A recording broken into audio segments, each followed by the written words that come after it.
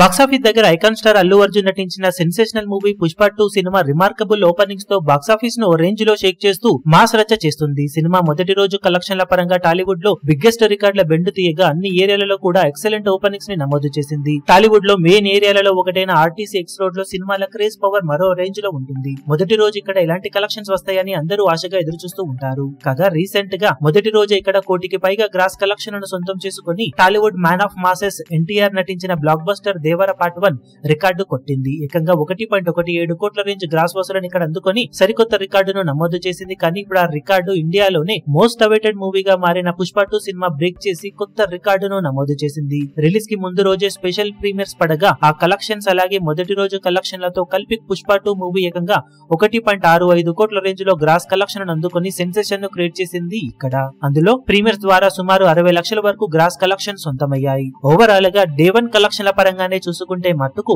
దేవర cinema record స్టడీగానే ఉంది. 1.17 కోట్ల దాకా గ్రాస్ వసూలతో దేవర టాప్ లో ఉంటే పుష్ప 2 మొదటి రోజు 1.05 కోట్ల వరకు గ్రాస్ వచ్చింది. 60 లక్షల గ్రాస్ ప్రీమియర్స్ ద్వారా రావడంతో ఓవరాల్ గా తొలి రోజు ప్రీమియర్స్ అలాగే డే 1 కలెక్షన్లతో కలుపుకొని ఓవరాల్ గా రికార్డునైతే నమోదు చేసింది పుష్ప 2 సినిమా. ఇక అప్కమింగ్ మూవీస్ లో ఈ మమ్ముత రికార్డును బ్రేక్ చేసే సత్తా ఉన్న సినిమాగా ఏ సినిమా నిలుస్తుందో చూడాలి.